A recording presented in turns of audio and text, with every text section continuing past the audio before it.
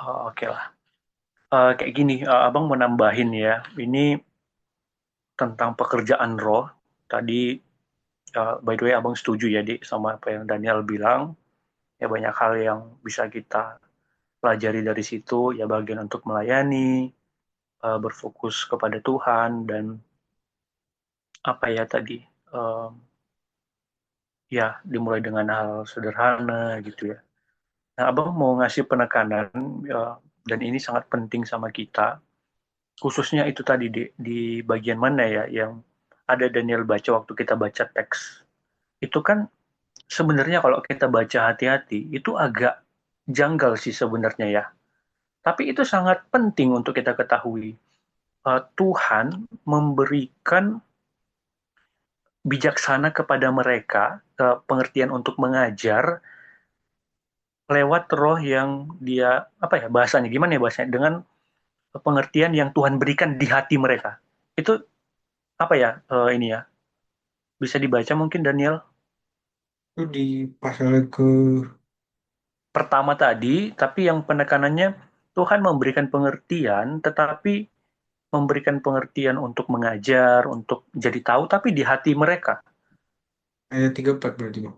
Ya, coba Tuhan baca. menanam, eh, Keluaran 35 ayat 34.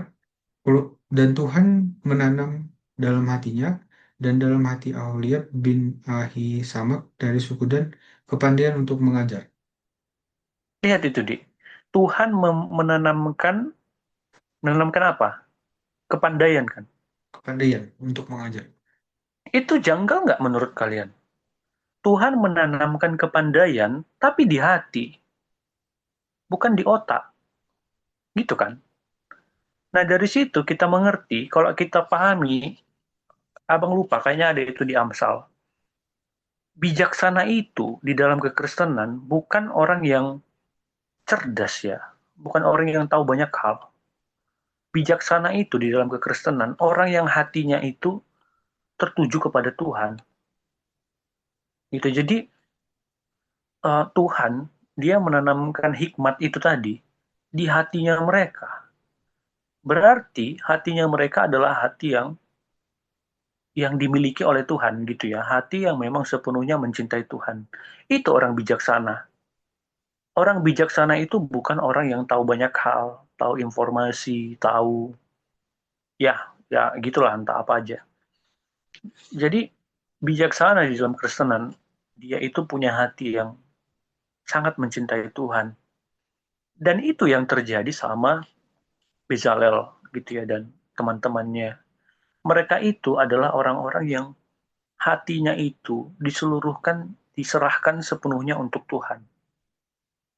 Nah, karena hatinya mereka itu diserahkan seluruhnya kepada Tuhan, makanya apapun yang mereka kerjakan itu adalah berdasarkan pimpinan Tuhan. Dan kalau kalian lihat deh, bangunannya Kemah Suci itu, pernah di sini pernah kalian lihat ya? Pernah lihat di internet gimana Kemah Suci? Oh, nggak pernah. Kalau kalian lihat deh, itu sangat indah. Itu ada kalau kalian lihat di YouTube, silahkan search nanti entah kapan bagaimana eksplorasi Kemah Suci. Jadi itu ada simulasinya, kalian bisa lihat gimana keadaan di dalam, di luar, gitu ya, tanpa atas, tanpa samping. Itu sangat indah, sangat bagus. Mungkin di masanya mereka, peradaban kuno itu salah satu apa ya, bangunan atau bahkan tempat ibadah yang paling indah, dan itu berdasarkan padanan warna yang sangat nyambung, sangat detail ya, kayak tadi ya pakaiannya atau bahkan kain yang digunakan atau bahkan lokasi-lokasinya termasuk ruang Maha Kudus itu kan sangat indah. Artinya apa? Tuhan ngasih standar yang tinggi kepada setiap orang yang melayani dia, bukan standar yang ecek-ecek. Itu jadi Tuhan mau biar hati kita itu diserahkan sepenuhnya sama Tuhan, dan pada saat kita melayani Tuhan, standarnya itu tinggi karena kita sedang melayani Tuhan dan Tuhan yang mengajari mereka kan. Yang ngajari mereka siapa? Bezalel atau bahkan Musa? Enggak. Tuhan yang ngajari. Jadi Tuhan yang bilang, ini loh yang harus kalian kerjakan. Biar apa? Biar jadi kesaksian untuk seluruh umat manusia. Itu tadi ya konteks dunia. Berarti apa, Dik? Pada saat kita bekerja, kita perlu untuk melihat apa yang Tuhan lihat, apa yang Tuhan mau, apa yang sedang Tuhan perhatikan. Itu yang namanya visi. Nah, banyak orang, oh, ya itu pemerintah, visiku ini, visiku apa. Itu nggak visi. Visi itu adalah apa yang Tuhan mau untuk satu generasi. Visi itu adalah apa yang Tuhan mau untuk dirimu kerjakan, untuk abang kerjakan. Masalahnya, kita ini selalu sibuk dengan visinya kita. Aku maunya kayak gini, aku maunya kayak gini, aku nggak mau kayak yang kau mau. Padahal yang Tuhan mau untuk setiap kita manusia, yang percaya khususnya ya, standarnya itu tinggi. Makanya deh, waktu bekerja, sebenarnya Tuhan mau kita itu punya standar yang tinggi. Karena apa? Karena itu untuk kesaksian seluruh dunia, seluruh umat, seluruh orang-orang yang percaya dan yang tidak percaya. Dan itu dimulai dari apa? Dari hati yang mencintai Tuhan. Nah, yang mau abang bilang, ini harusnya kita bersyukur ya. Kita bisa KTB sekarang. Yang mau abang bilang ini, Dik. Banyak orang nggak tahu tentang ini. Uh, Tuhan kan bilang kayak gini ya. Masalahnya kan bang, hatiku itu udah kukasih sama Tuhan, tapi tetap gini-gini aja. Enggak, dirimu belum ngasih. Abang pun belum ngasih sepenuhnya. Karena di mana hatimu berada, di mana hartamu berada, di situ hatimu berada. Di mana hartamu berada, di situ hatimu berada. Nah, itu bicara soal apa? Bahwa di hatiku itu sepenuhnya ada Tuhan. Sepenuhnya dia yang aku layani dan aku sangat kepengen gitu kayak Bezalel. Aku sangat pengen melayani Tuhan, makanya standarnya tinggi pun akan aku kerjakan. Kalau kita belum ada di tahap itu, sebenarnya ya masih banyak berhala di hati kita. Nah, abang mau ingatkan kalau di mana hartamu berada, di situ hatimu berada. Harta dalam hati itu seringkali digambarkan ya sesuatu yang sangat kita sayangi, sangat kita pegang, bahkan seringkali itu nggak kita sadari, dan itulah menjadi penyebab kita sering jatuh di dalam kesalahan-kesalahan yang sama. Apa bang misalnya um, harta yang jadi berhalaku itu uang ya, karena aku memang ya kepengennya uang, yakin uang, sebenarnya nggak uang. Mungkin dirimu, mungkin abang memberhalakan apa? Mungkin kenyamanan, memberhalakan apa? Soal jaminan masa depan. Mungkin aku sedang memberhalakan apa ya? Jadi abang kemarin ngecek, ya Tuhan aku jujur aku punya kelemahan di sini, tapi sebenarnya itu apa ya? Itu abang cek gitu. Ternyata coba ya kamu pun bisa cek ya, selidiki apa yang jadi berhala di hatimu. Uang kah gitu atau penerimaan orang lain kah? Sampai abang cek ternyata abang ada juga sih. Abang itu kemarin pernah tes yang ini juga sih, live trap. Itu ada namanya live trap. Agak kejawab gitu, tapi setelah abang coba gumuli sama Tuhan, kayaknya abang itu orang yang pecinta power. Abang itu suka gitu, aku pengen diperlakukan khusus, jadi ada power yang jadi um, yang jadi kenyamananku. Aku pengen ketika aku punya power itu, aku bisa ngasih pengaruh gitu ke orang-orang, dan itu sangat nggak baik. Nah, apa yang jadi harta di hatimu ya yang selama ini kamu pegang-pegang gitu? Kenyamanan mungkin, penerimaan orang lain, atau bahkan apa ya, merasa diri paling paling penting, paling berharga, atau bahkan dan itu seringkali kita tutupi dengan embel-embel hal lain gitu ya. Aku jadi kelemahanku uang, jadi kelemahanku ini karena luka masa laluku, karena iniku, bla bla bla bla. Padahal sebenarnya enggak itu. Tapi sebenarnya ada berhala yang terus kita pegang-pegang, kita jaga-jaga. Sampai akhirnya kita nggak ngerti yang mana pimpinan Tuhan dan yang mana nggak pimpinan Tuhan. Kayak gitu. Itu perlu untuk diselidiki dan mari bertobat akan hal itu. Dan itu akan membuat kita jadi ngerti pimpinan Tuhan kayak Bezalel. Bezalel adalah orang yang dipimpin Roh Kudus dan dia mengerti pimpinannya Tuhan. Ketika Tuhan ngasih arahan, dia tahu standarnya itu tinggi. Dan itu dia kerjakan.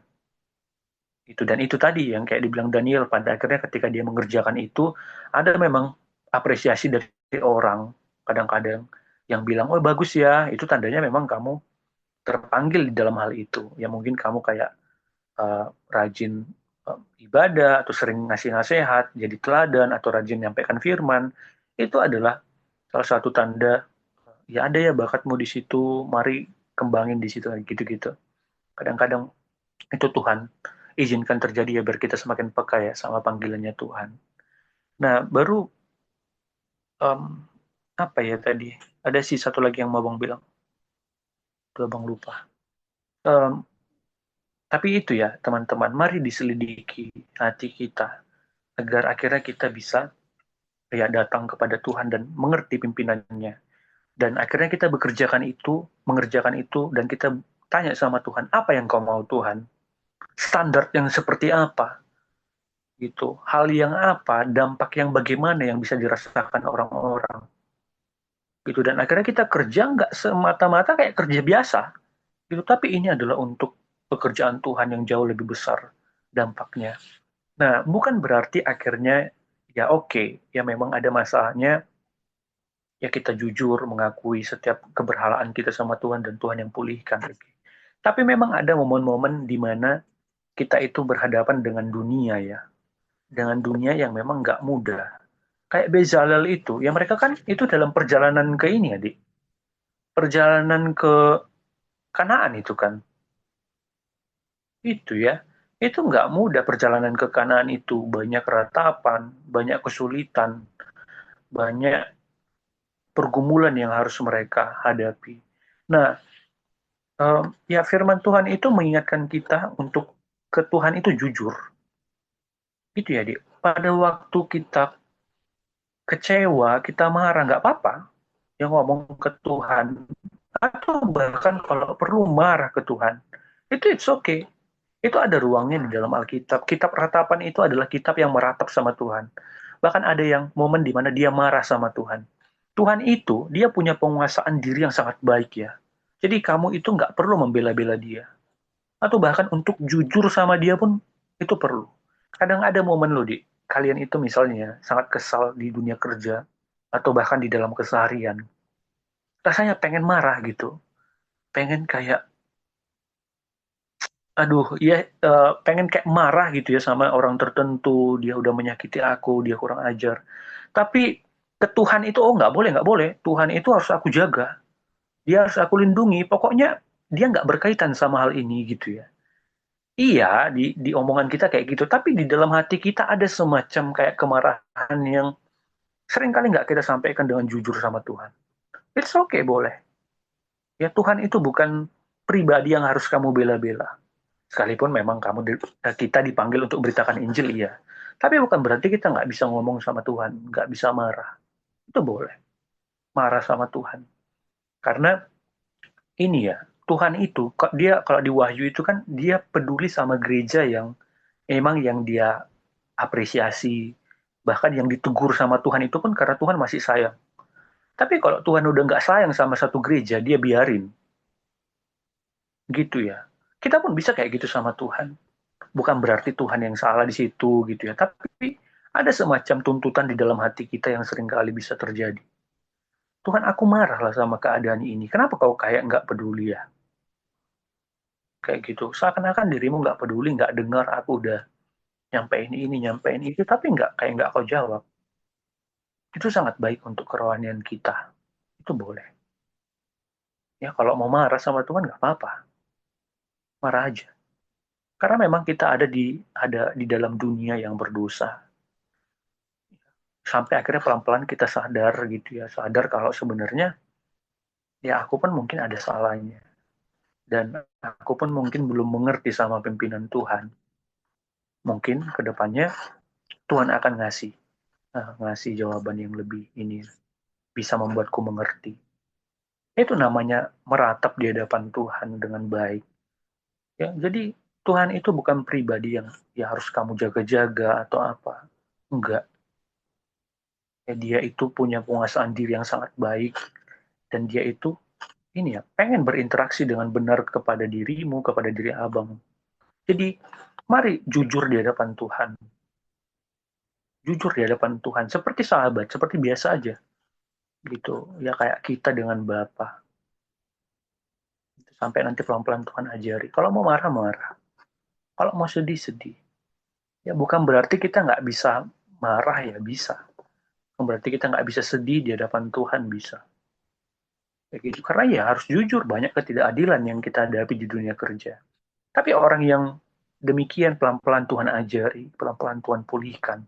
Abang selalu bilang ke adik-adik itu kayak, kalian tahu nggak em, siapa itu yang ke Niniwe itu? Yunus itu, dia itu nggak mau ke Niniwe karena dia nggak mau Niniwe itu Tuhan pulihkan. Kenapa? Karena Niniwe itu jahat. Jadi Yunus itu disuruh Tuhan untuk beritakan Injil ke Niniwe. Yunus nggak mau. Sampai akhirnya dia kan merengek-rengek sama Tuhan. Ah, nggak enak kali lah mereka itu bisa diselamatkan. Padahal mereka itu jahat sama bangsaku. Tapi tahu nggak, Dik? Kalian ingat nggak waktu dia merengek-rengek, nangis di panas-panas? Tuhan buat pohon kan? Tuhan buat pohon.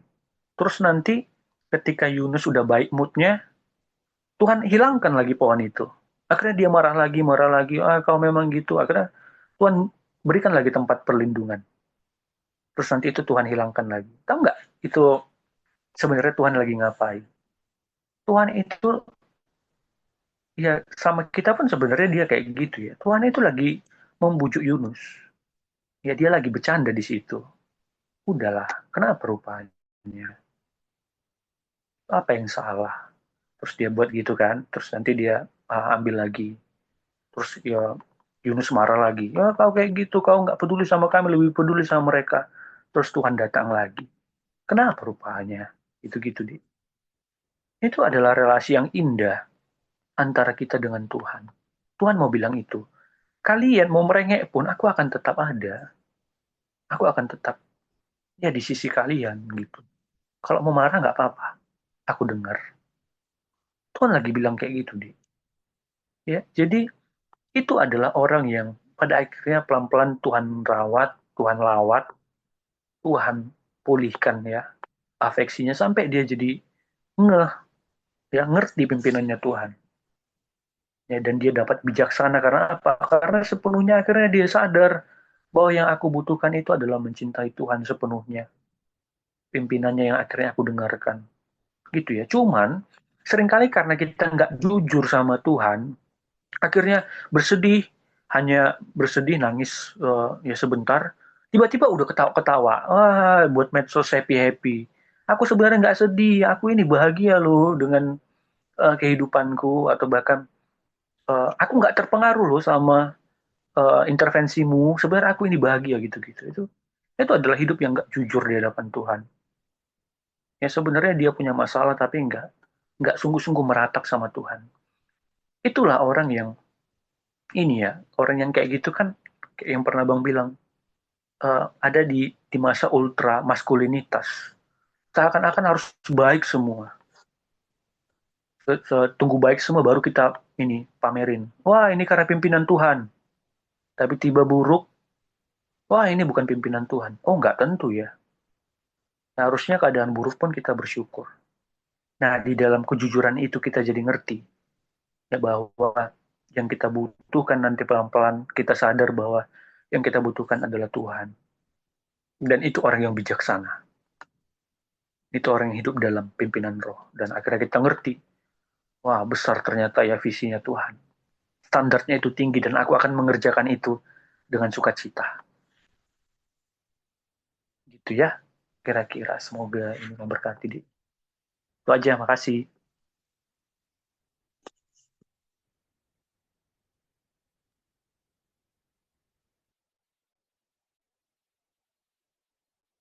Thank you Bang Jo udah nambahin Bang.